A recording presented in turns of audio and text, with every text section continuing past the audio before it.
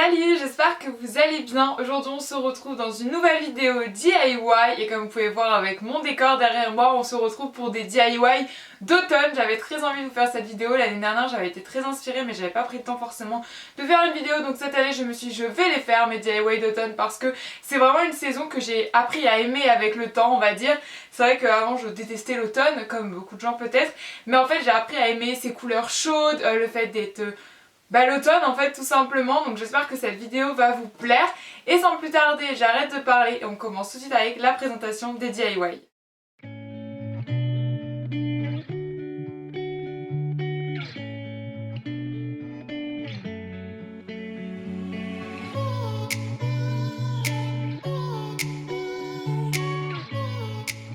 Donc on va commencer avec ce premier DIY pour réaliser un petit bougeoir. Pour cela il vous faudra donc un pistolet de colle chaude, un morceau de papier blanc, des petits bâtons de bois que vous avez pu récupérer dans votre jardin ou tout simplement en forêt. Il faudra également donc le bougeoir, donc j'ai acheté une fausse bougie ainsi que ce support que j'ai trouvé tout simplement à Action, donc c'est un support en verre. Il faudra bien évidemment des ciseaux. Je vais également utiliser du ruban, donc j'ai pris un ruban Vichy rouge. J'utilise aussi de la corde classique. Et enfin, il faudra de la colle forte ainsi qu'un papier, peu importe lequel, puisqu'il va pas forcément se voir, mais j'ai préféré quand même prendre un craft pour être sûr que ça passe inaperçu. Alors la première étape de ce DIY, ça va venir de prendre vos petits bouts de bois et de venir les coller sur votre support. Donc là dans un premier temps j'ai essayé avec de la colle chaude, mais en fait ça va pas du tout tenir. Une fois qu'elle va refroidir, en fait tout va s'enlever. Du coup j'ai choisi une autre méthode que je vais vous montrer, celle-ci fonctionne. J'ai simplement coupé un rectangle assez long dans du papier justement craft que j'ai collé en fait sur mon support parce que la colle adhère mieux sur du papier que sur du verre. Donc c'est ce que j'ai opté comme solution et ça marche très très bien. Donc je colle ça tout autour de mon support en verre. Et une fois que c'est bien sec, on va pouvoir donc venir y mettre les bouts de bois comme j'ai fait précédemment. Donc un par un ou plusieurs ensemble, je viens coller mes bâtons de bois tout autour. Et c'est très important, je vais faire phase par phase. Comme ça permet à la colle de sécher. Vous voyez, j'appuie bien pour vraiment que la colle adhère au support. Et je vais laisser 10-15 minutes histoire que ça sèche entre chaque façade de mon support. Comme ça, on est bien sûr que tout tienne en place. Et une fois que vous avez tout installé, vos petits bâtons de bois, vous allez donc faire les 4 faces. Et pour le décorer un peu, je viens prendre donc mon fameux ruban en Vichy rouge. Alors celui-ci était déjà autocollant, mais si c'est pas le cas, il vous suffit tout simplement de coller avec de la colle, voilà. Donc je commence par prendre la dimension dont je vais avoir besoin, voilà, en fonction de mon support et le support que vous avez choisi. Je coupe donc la longueur qu'il me faut et ensuite je viens le coller directement dessus, donc à peu près au milieu. Et par-dessus, je viens mettre du coup un morceau de corde et pour la finition, je viens faire un petit nœud, voilà, un nœud basique. Je coupe encore une fois les excédents et voilà, mon petit support à bougie est terminé. Il vous reste plus qu'à mettre la bougie en question. Donc moi j'en ai mis une fausse, mais après à vous de choisir. Et vraiment je le trouve hyper mignon et très automnal, voilà, avec cette petit effet bois. Je sais pas ce que vous en pensez, en tout cas dites-moi ça en commentaire.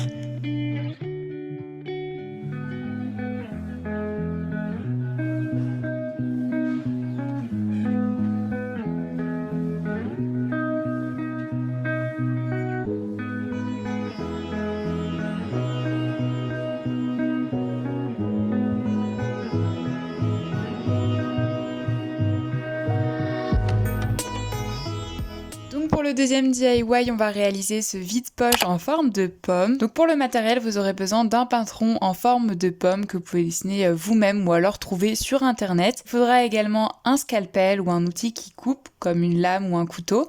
Il faudra aussi un rouleau, de la pâte polymère de couleur blanche et des Posca ou alors de la peinture, à vous de choisir. Donc pour commencer, je viens prendre ma pâte polymère blanche et je vais venir la malaxer entre mes mains pour ramollir la pâte. Et une fois qu'on a obtenu une pâte plus molle, je vais tout simplement l'aplatir avec mon rouleau. Donc il faut vraiment faire une belle plaque pour pouvoir tout simplement reproduire notre patron.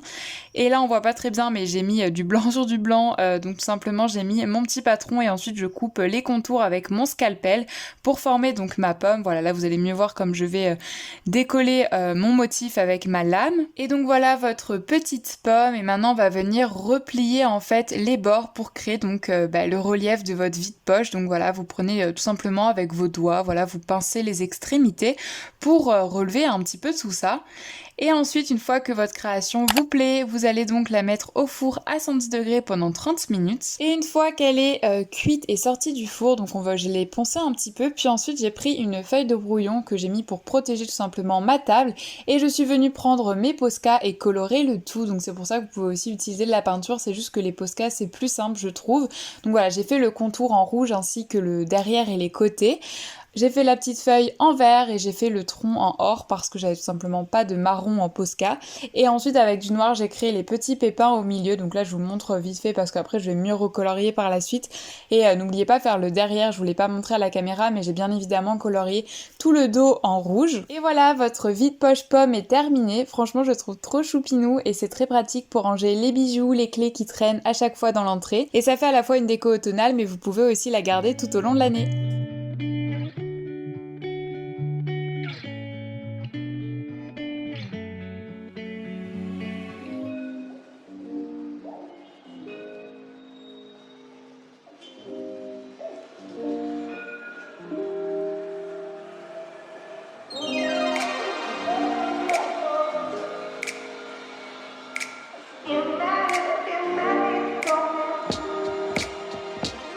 Le troisième DIY, je vais vous montrer comment réaliser une petite guirlande que je trouve vraiment trop mignonne. Donc pour le matériel, vous aurez besoin de plein de feuilles de couleurs, donc dans les couleurs automnales, rouge, orange, jaune et blanche, de la corde, un crayon de papier ou un crayon de bois, des ciseaux, une perforatrice et ensuite des petites pinces à linge. Donc moi j'en ai utilisé de plein de couleurs différentes. Donc pour commencer, vous allez prendre la couleur de votre choix dans vos feuilles et je vais tout simplement dessiner un motif de feuille. Donc va falloir en faire plusieurs.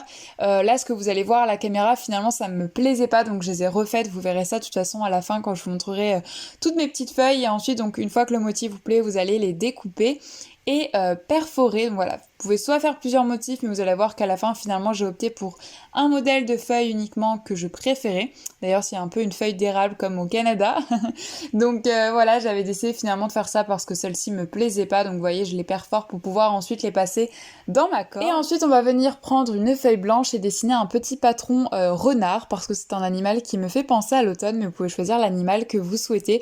Je me suis inspirée d'un dessin en modèle sur internet et une fois que je l'ai dessiné, je vais tout simplement en fait le découper et je vais pouvoir donc le reproduire sur différentes couleurs pour en faire plusieurs sortes avec des couleurs différentes.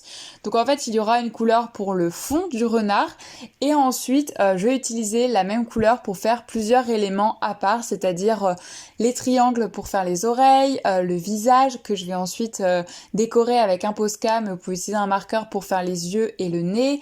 Je vais aussi faire le ventre ainsi que la queue, donc tous ces éléments je les colle avec de la colle classique pour que cela tienne. Et ensuite une fois que c'est terminé, vous allez venir mettre une petite pince à linge avec, donc comme je vous dis j'ai utilisé plusieurs couleurs que j'ai adaptées selon la couleur du renard et je vais vraiment en faire de plein de couleurs différentes mais sur le même modèle de base. Et donc voilà, comme je vous l'avais dit, j'ai changé de modèle de feuille parce que je préférais celle-ci, donc j'en ai fait plutôt pas mal de plusieurs couleurs, donc rouge et jaune. J'ai également fait plusieurs petits renards, donc là je vais vous les montrer un par un pour vous montrer un petit peu toutes les déclinaisons qu'on peut faire, mais vraiment c'est à l'infini, c'est à vous de choisir selon vos couleurs préférées, les couleurs que vous avez envie de faire pour votre petite guirlande, mais franchement j'aime trop ce motif, je le trouve vraiment trop mimi. Donc voilà, et une fois qu'on a du coup tous nos éléments, on va venir les regrouper sur la guirlande. Donc pour cela j'ai choisi de la corde et ensuite je vais couper la longueur qu'il me faut. Donc la longueur c'est à vous de choisir en fonction de la longueur que vous souhaitez obtenir pour votre décoration. Donc voilà, vous coupez tout ça avec des ciseaux et ensuite vous allez positionner le tout.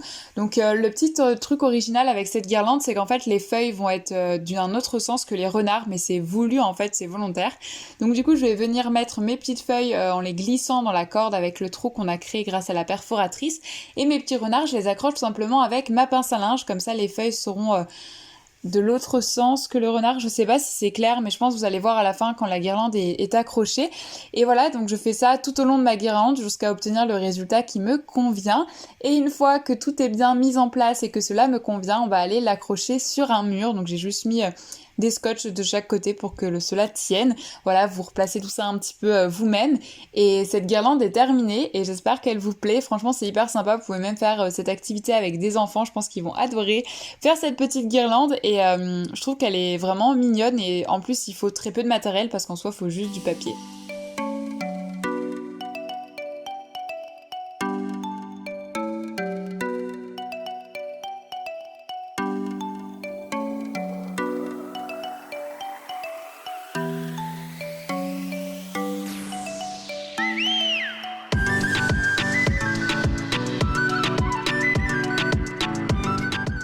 Et enfin, le dernier DIY de cette vidéo, je vais vous présenter ce petit vase de feuilles. Donc pour cela, vous aurez besoin de pommes de pin, de ciseaux, d'une petite décoration. Donc moi j'ai pris une plume en papier comme ceci, mais vous pouvez soit l'imprimer, soit choisir un autre motif, du papier craft déchiré, du ruban. Donc moi j'ai pris ce ruban dentelle que j'adore, vraiment je crois que c'est mon préféré, de la colle forte et une petite guirlande LED. Donc moi celle-ci je l'ai trouvée à Action et je la trouve sympa avec son effet de corde en fait.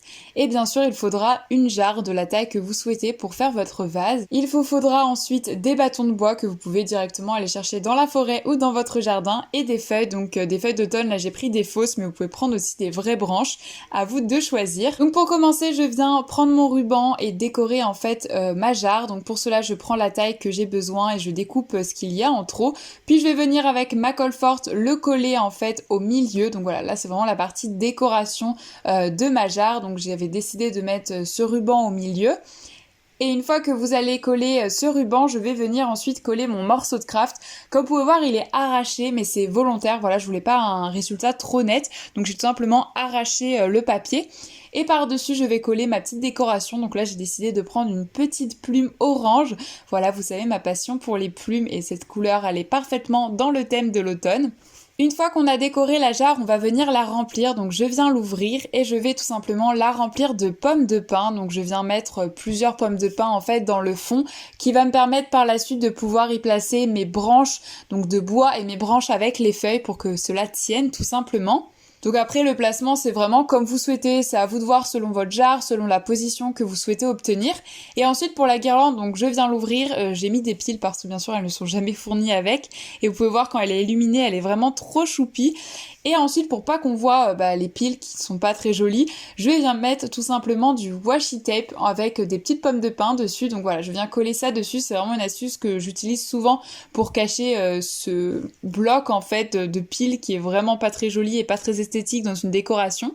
Donc je viens faire ça et ensuite je vais venir le glisser en fait dans mon vase pour pas qu'on le voit. Et ensuite je vais enrouler en fait ma guirlande à la fois sur mes branches de bois et sur mes branches de feuilles d'automne.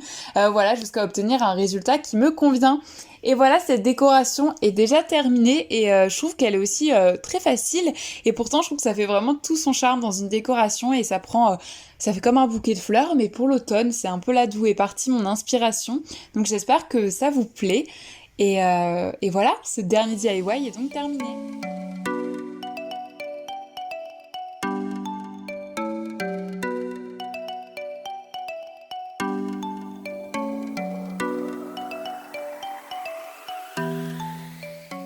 Et voilà, cette vidéo est terminée, j'espère qu'elle vous aura plu et que ma petite chouette qui m'a accompagnée dans mon décor vous plaît aussi. Coucou toi, oula oula oula oula, elle tombe. Donc si mes DIY t'ont plu, n'hésite pas à liker cette vidéo, ça fait toujours plaisir et à t'abonner si c'est toujours pas fait. Vous pouvez aussi me rejoindre sur Instagram où je poste pas mal de publications en rapport avec les loisirs créatifs et surtout n'hésitez pas à me dire quel est ton DIY préféré. J'avoue que j'aurais du mal à choisir parce que j'aime bien ce côté nature dans les DIY et le thème de l'automne, ça remplit complètement ce critère. Et donc nous on se retrouve très bientôt pour une prochaine vidéo, mais comme d'habitude d'ici là, prenez soin de vous. Bye!